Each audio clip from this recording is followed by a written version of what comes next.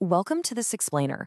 We're diving right in today because we've got a seriously mind-bending scientific narrative from our source material to explore. It's a story that actually attempts to map the bleeding edge of modern quantum physics directly onto ancient theology. The text we're examining bridges the gap between high-tech quantum matter laboratories and the ancient verses of Surah Al-As. It's an incredible journey full of discovery, heavy skepticism, and some truly striking structural alignments. Let's get into it. So think about this. What if time isn't just a ticking clock on the wall, but an actual physical crystal?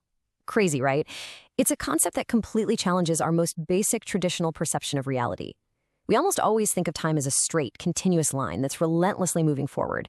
But the source material asks us to pause for a second and reimagine time itself with physical, structural properties. We're talking about something that doesn't just flow, but actually crystallizes. Okay, before we get too deep into the story, let's quickly break down what a time crystal actually is based on the source text. Essentially, it's what physicists call a Floquet system. That means it's a quantum system driven by periodic energy pulses, but here's the wild part: it oscillates without actually absorbing that energy. The key defining feature here is a mouthful: discrete time translation symmetry breaking. But in simpler terms, while a regular crystal has a repeating structure in physical space, a time crystal has a repeating, oscillating structure in time itself. It magically maintains motion even when it's in its absolute lowest energy state. This whole narrative is driven by two main figures. On one side, we've got Dr. Yusuf Al-Qayed. He's the lead time crystal researcher at a major quantum information institute, a total visionary. His hypothesis is that the structural nature of these crystals might actually encode a divine oath about time itself, specifically pointing to Surah Al-Asr from the Quran. On the flip side is his colleague, Dr. Alex Johnson. Now, Alex is a strict materialist quantum physicist. He represents the voice of pure skepticism in our story, insisting that time crystals are literally just a mathematical curiosity. To him, there's absolutely zero connection to any ancient texts. The tension between these two really kicks off with Yusuf's first big anomaly, a measurement of exactly 1.2 seconds. Yusuf was testing an ytterbium-171 atom in a periodic driving simulator, and he found that the system's spin echo, which is its oscillation period, was exactly 1.2 seconds.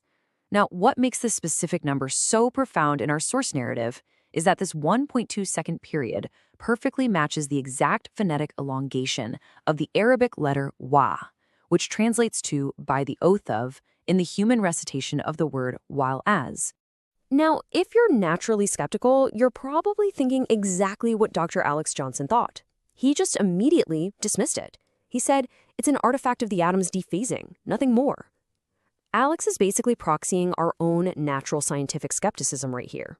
He totally assumes this 1.2-second alignment is simply a coincidence, just a glitch in the quantum noise, or a standard measurement artifact that doesn't actually mean anything deeper. But Yusuf didn't stop there. He took that spin echo data and ran a Fourier transform on it, which successfully isolated this ultra-sharp 0.83 hertz peak. Then, he actually sonified that specific frequency. He literally turned the quantum data into audio. Just imagine sitting in that lab for a second.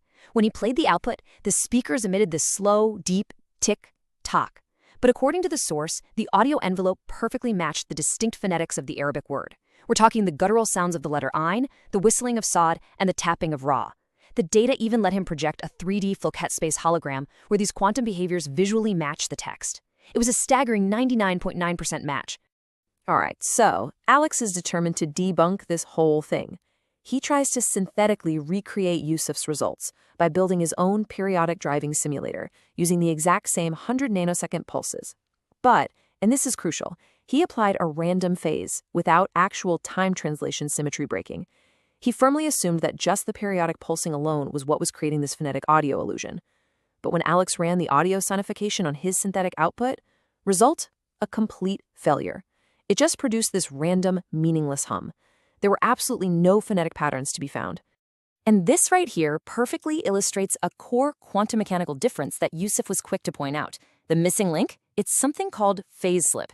You see, true time crystals don't just blindly follow the driving pulse, they exhibit period doubling. They actually oscillate at twice the driving period, locking into a highly specific logarithmic pattern. Alex's synthetic system was just following the driving force. It completely lacked the true quantum symmetry breaking that you actually need to create that distinct, highly complex phonetic signature. This is where the narrative really scales up.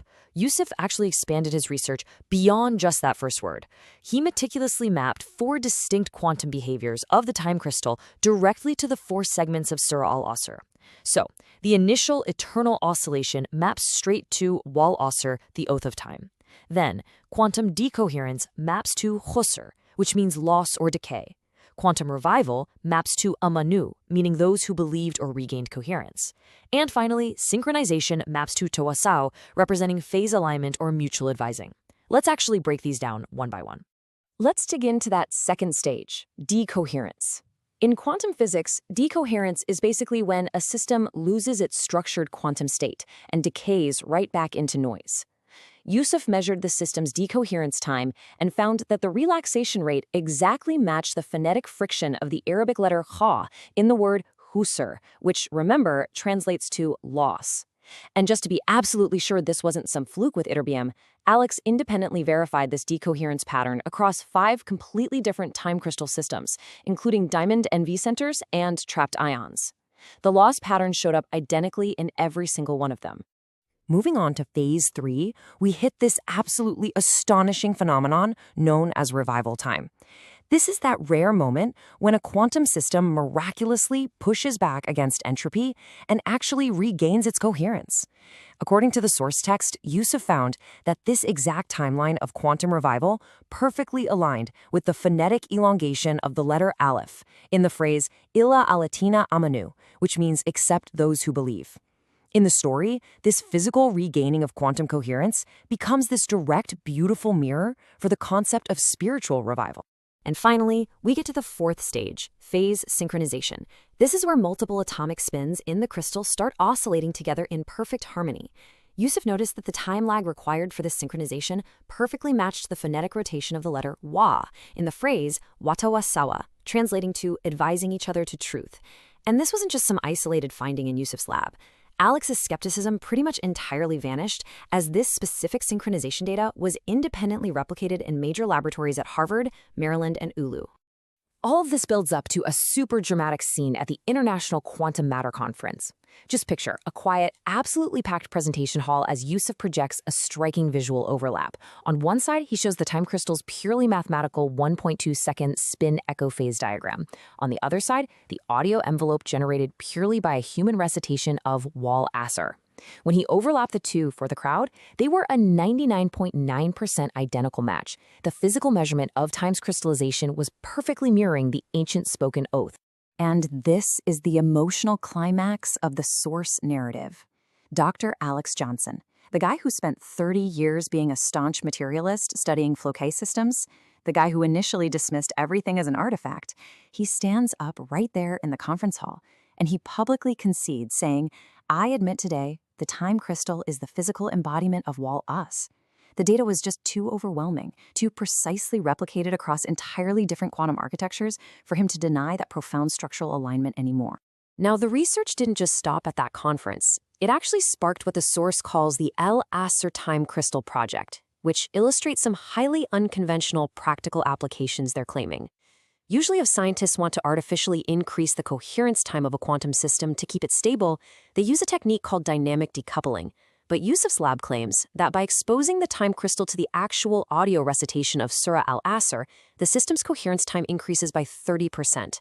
Their data suggests that the specific phonetic frequencies of the recitation stabilize the quantum state even better than standard scientific interventions. As Yusuf wraps up these thoughts in his upcoming book, Time Crystallizes, he drops this massive, paradigm-shifting idea. When you think of time, don't just think of a clock, think of a crystal. He's basically urging us to stop viewing time as just a measurement, a ticking second hand that just tracks decay. Instead, the explainer's source material is suggesting we should view time as a deeply structured physical entity, complete with its own geometry, its own moments of decoherence, and its own capacity for true synchronization. The source text actually leaves us with this beautifully evocative final scene. Imagine a camera panning through a 3D hologram. You see these spinning ytterbium atoms oscillating to the driving pulse, their phase spaces mapping out in this pixelated grid.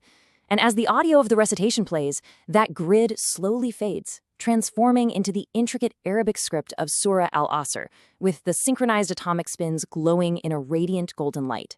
It's a powerful visual testament to the fusion of advanced physics and ancient scripture. So, that brings us to the final thought for this explainer. Are we merely measuring time with clocks, or are we missing the eternal oscillation of the universe's most profound oaths? Whether you view Dr. Yusuf's findings as a literal cosmic truth or just an astonishing mathematical and phonetic coincidence, the narrative really challenges us to look deeper. It forces us to ask if the structure of reality itself might be encoded with meanings we're only just beginning to decipher through the lens of quantum mechanics. Keep exploring, keep questioning, and never stop looking for the hidden structures in the world around you.